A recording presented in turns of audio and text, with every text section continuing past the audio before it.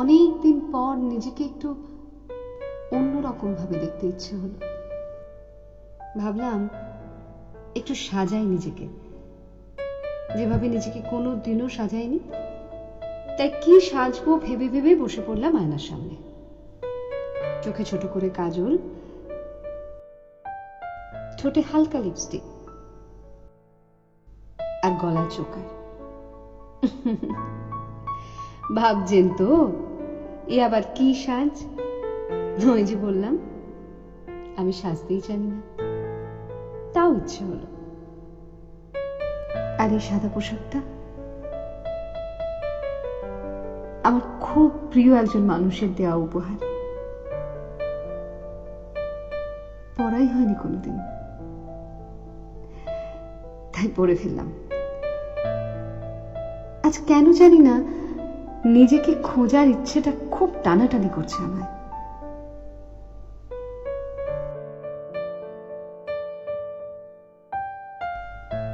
তাই নিজেকে খোঁজার তাগিদে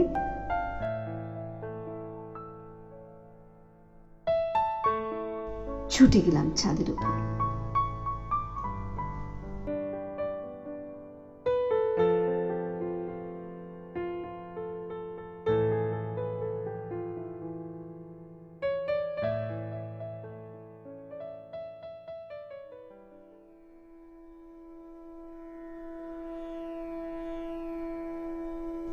আশ্চর্য তো, পরিবেশটা কেমন থম মেরে গেছে। প্রতিটি বাড়ির দরজা জানলাগুলো বন্ধ,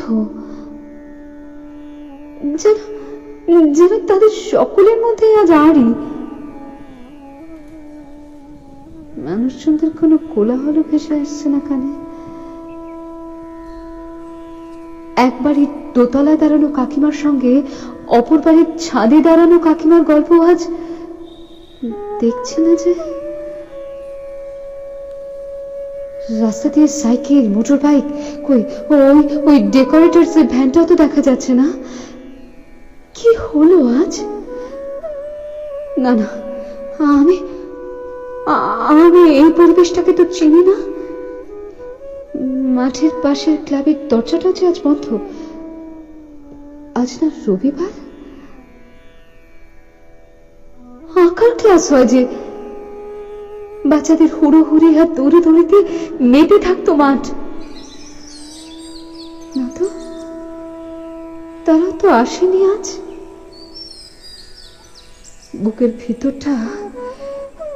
বুকের ভিতরটা চিমচিম করে উঠল।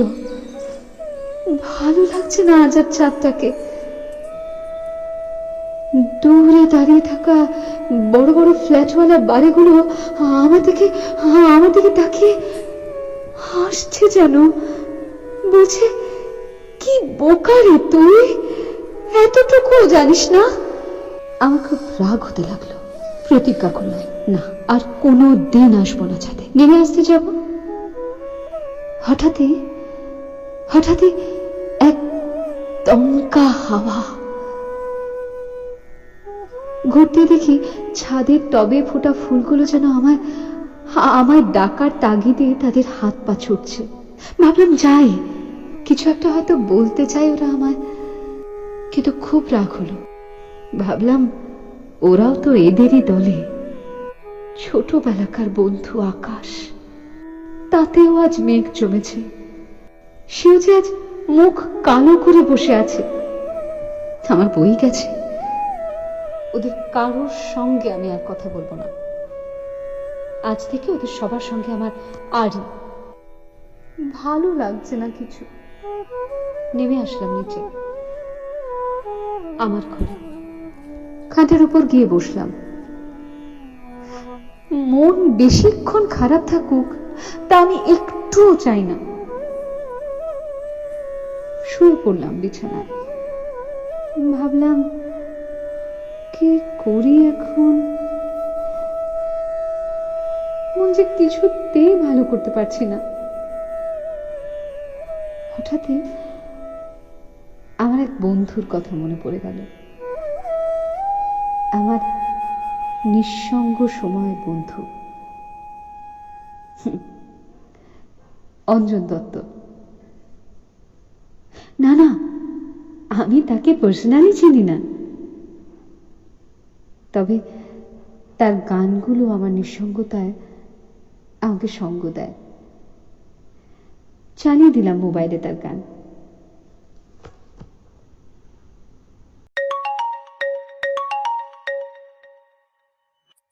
কয়েকদিন ধরে কিছু ফোন কলস আমায় খুব বিরক্ত করছে। এই নাম্বারটাও তোমার চেনা নয়।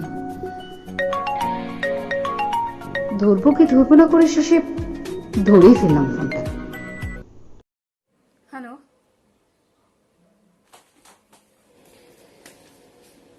হ্যালো। ওপার থেকে কোনো আওয়াজ এলো না, তাই আবারও বললাম। চুপ করে আছেন কেন? কথা যখন বলবেন না তখন ফোন কেন করেন বলুন তো? আশ্চর্য। কেটে দিলাম ফোনটা। দিনটা সত্যি আজ ভালো যাচ্ছে না। আজ আমার সাথে একের পর এক মন ভেঙে যাওয়ার ঘটনা ঘটে চলেছে।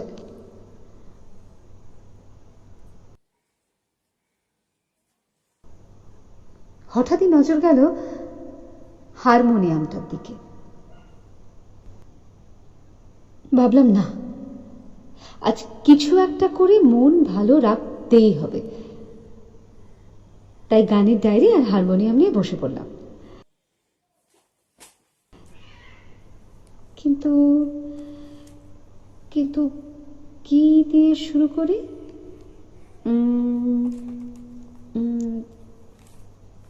গানের ডায়েরির পাতা খুলতেই প্রথম চোখ গেল ইমন রাগের ওপর।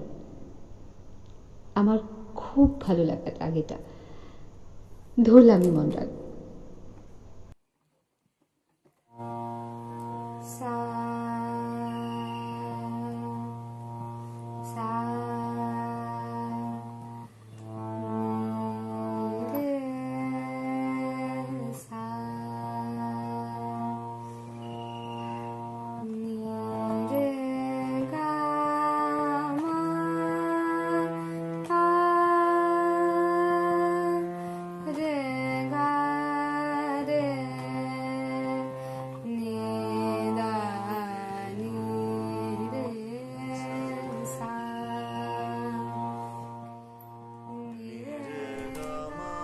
পাশ দিয়ে আমার কানে ভেসে আসতে লাগলো অন্য এক স্বর। সেও গাইছে।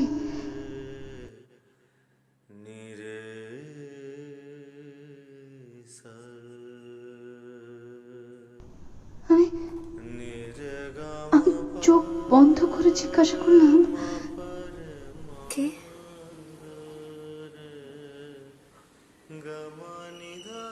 কে তুমি? কোনো উত্তর এলো না। কিন্তু কিন্তু গলার স্বরটা আমার আমার আমার খুব চেনা। কিছুতেই মনে করতে পারছি না কেন। কে কে তুমি? গলার স্বরটা কোথায় যেন হারিয়ে গেল। ফোনের দিকে তাকাতেই দেখলাম আগের সেই নাম্বারটা।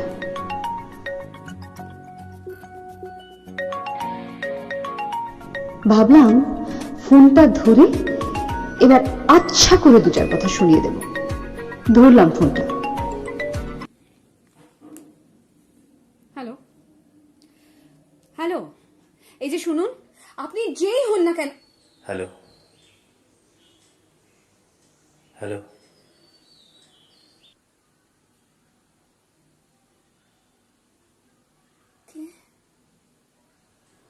আমি আমি আকাশ বলছি।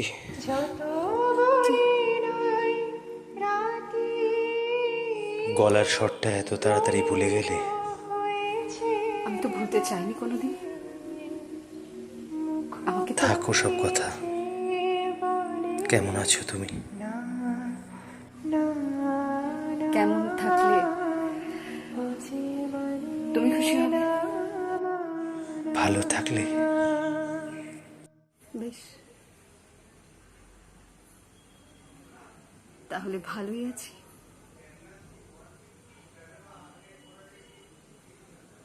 আর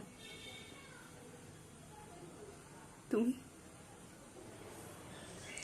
খুব ভালো। জানতাম জানতাম তুমি ভালোই থাকবে। আর তাই এখনো গান গাও? রেওয়াজ করো তো এখনো? অঞ্জন দত্তের গান শুনতে এখনো নিশ্চয়ই তোমার খুব ভালো লাগে। সুনীল গঙ্গোপাধ্যায়, শঙ্খ ঘোষ, এনাদের লেখা এখনো পড়ো তো তুমি? আর ওই তোমাদের ওই ছাদটার উপর গিয়ে তোমার নিজের সাথে নিজের কথা বলা, সেগুলো নিশ্চয়ই এখনো তুমি করো।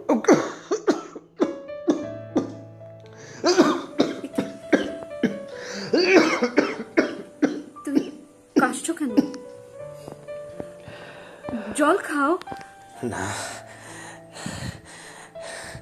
না, ও ও কিছু না, এমনি ওই ঠান্ডা লেগেছে আর কি।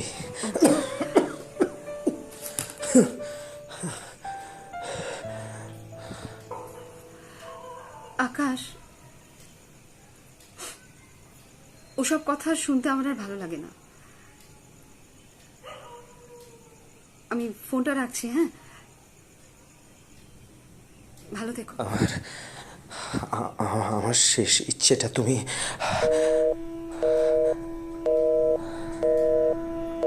রেখে দিলাম ফোনটা। মনে হলো দীর্ঘ 10 বছরের স্মৃতিগুলো যেন হঠাৎ কাছে এসে আবার দূরে চলে গেল। ডায়েরিটার দিকে তাকালাম। হ্যাঁ, এই যে আকাশেরই গানের ডায়েরি, ও আমায় দিয়েছিল। আর গানের গলার স্বরটা, হ্যাঁ, সেটাও তো আকাশেরই। কিন্তু কিন্তু কাঁদছিল কেন? আর আর শেষে কি একটা ইচ্ছের কথা বলতে যাচ্ছিল। আমি কি একটু বেশি রাগ দেখিয়ে ফেললাম?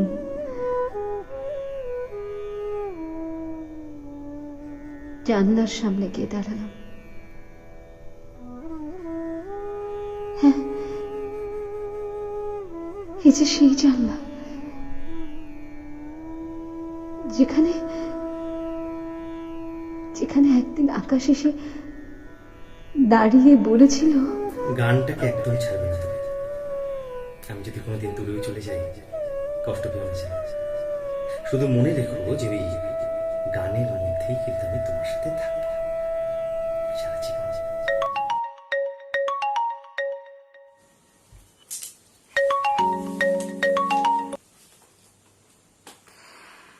হ্যাঁ প্রিয়াঙ্কা, বল, কেমন আছিস? চারিদিকের যে অবস্থা, তাতে আর ভালো থাকে কি করে বল? কেন, কি হলো আবার চারিদিকে? মানে তুই কি কোনো খবরই রাখছিস না নাকি? নিউজ ফিউজ কিছু দেখছিস না? আরে বাবা, কি হয়েছেটা কি বলবি তো? সারা পৃথিবী জুড়ে লক্ষ লক্ষ মানুষ করোনা ভাইরাসে মারা যাচ্ছে, আর তুই বলছিস কি হয়েছে? কি বলছিসটা কি তুই? হ্যাঁ, করোনা ভাইরাস তো সারা পৃথিবীতেই ছড়িয়ে পড়েছে, আমাদের দেশেও ছড়িয়ে পড়েছে, আমাদের রাজ্যে ছড়িয়ে পড়েছে। আরে সেই জন্যই তো এখন লকডাউন চলছে। লকডাউন? হ্যাঁ, লকডাউন। শোন, আমার কথাটা আগে ভালো করে মন দিয়ে শোন। এখন কিন্তু কোনোভাবেই বাড়ির বাইরে বেরোনো যাবে না। আর যদি তোকে বাড়ির বাইরে বেরোতে হয় তাহলে কিন্তু তুই অবশ্যই মাস্ক ইউজ করবি, বুঝলি? নিজেকে একদম স্যানিটাইজ রাখবি। আর বাইরে যে জামা কাপড়গুলো পরে যাচ্ছিস বাড়িতে ফিরে আসার পরেই না সাবান দিয়ে একটুখানি ধুয়ে নিবি, বুঝলি? আর একটা কথা, সেটা হচ্ছে কমপক্ষে ধর 5 থেকে 6 বার অন্তত কবজি পর্যন্ত নিজের হাত যে কোনো একটা সাবান দিয়ে 20 সেকেন্ড করে হলেও ধুতে হবেই। এটা তুই নিজেও যেমন করবি, বাড়ির লোককেও বলবি, বুঝলি? হ্যাঁ বুঝলাম। তো তোরা সবাই ঠিক আছিস তো? হ্যাঁ রে, আমার বাড়ির লোক এখনো অবধি ঠিকই আছে। আসলে আমি তোকে অন্য একটা খবর দেবো বলে ফোন করেছিলাম। আসলে কিছুক্ষণ আগেই খবর এলো আমাদের রাজ্যে প্রথম একজন করোনায় মারা গিয়েছে। আর যে মারা গিয়েছে সে আমাদের খুবই চেনা, খুবই। কি বলছিসটা কি? কে এসে? চুপ করে রইলি কেন, বল। প্রিয়াঙ্কা,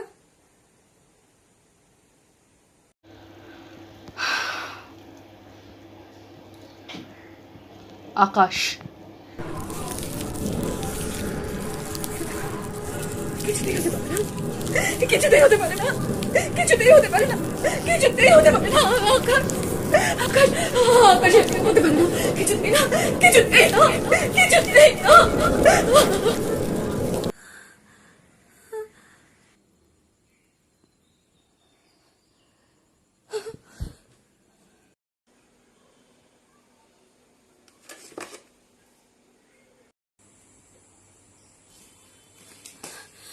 হ্যালো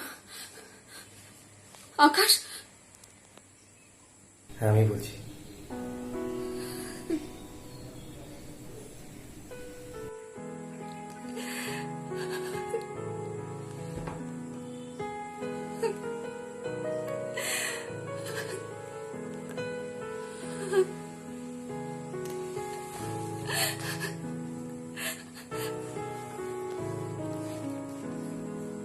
আকাশ, তুমি তুমি ঠিক আছো তো? আমি ভালো আছি। কেন, কি হয়েছে তোমার? আমি তোমায় একটু বাদে ফোন করছি। হ্যাঁ, একটু বাদে ফোন করছি।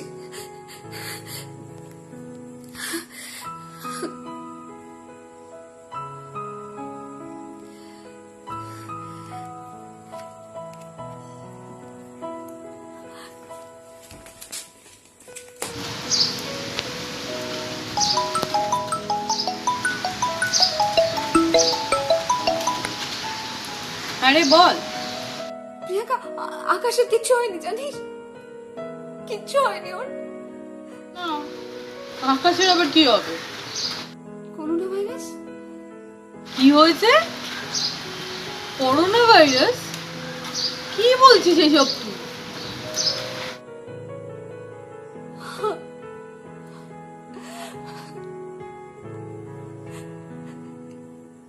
তোকে তোকে আমি একটু বাদে ফোন করবো। হ্যাঁ, একটু বাদে ফোন করছি। 1 মিনিট দাঁড়া। Hello, hello, hello, hello. ফোনটা রেখে ছুটে গেলাম ছাদে। গিয়ে দেখি সব সব যেন আগের মতোই আছে। আকাশটা পরিষ্কার, কোনো মেঘ নেই তাতে। দূর থেকে ভেসে আসছে রবি ঠাকুরের গান। হ্যাঁ, তাই তো। আজ তো 25শে বৈশাখ। বুঝলাম হয়তো এই কারণেই প্রকৃতি আজ হাসছে আপন মনে। যে মানুষটা আমাদের সবাইকে ভালোবাসতে শিখিয়েছিলেন, সুন্দর পৃথিবী গড়ার স্বপ্ন দেখিয়েছিলেন, তার এই শুভ দিনে খারাপ কিছু যে হতেই পারে না। মনের ভিতর ভালো লাগার বেহালাটা যেন হঠাৎ বেজে উঠল। কবি যেন আজ হাত তুলে আশীর্বাদ করে বলছেন, তোমরা ভালো থেকো সবাই। পেছন ফিরতে দেখি হাওয়ার দোলায় ফুলগুলো সব হাসছে। আমি তাদের কাছে গেলাম, তাদের কানে কানে বললাম, তোমরা তোমরা এরকমই আনন্দে থেকো। আজ আমি একটা বাজে স্বপ্ন দেখেছি জানো, সেটা যেন কোনো দিনও সত্যি না হয়। তারা মাথা নাড়িয়ে সম্মতি জানালো মনে হলো। আমি আমি তাদের থেকে সরে এসে আকাশের দিকে দুহাত ছড়ে দিয়ে বললাম, ভালো থেকো পৃথিবী, ভালো থেকো তুমি। তোমার সকল প্রাণীকুল, সকল সৃষ্টির সাথে ভালো থেকো তুমি। তোমার সকল সৌন্দর্যে যেন চির অমলিন হয়ে থাকে সারা জীবন। আমার এক দুঃস্বপ্নকে তোমায় দিলাম, ছিঁড়ে ছিন্ন ভিন্ন করে দাও তাকে। সকল রোগ মুক্ত করো তুমি, সকল দোষ মুক্ত করো তুমি। তোমার সন্তানদের ভার বহন করার ক্ষমতা তোমার আছে, আমি জানি। শুধু আমার এই দুঃস্বপ্নটাকে সত্যি হতে দিও না তুমি। ভালো থেকো পৃথিবী, ভালো থেকো তুমি।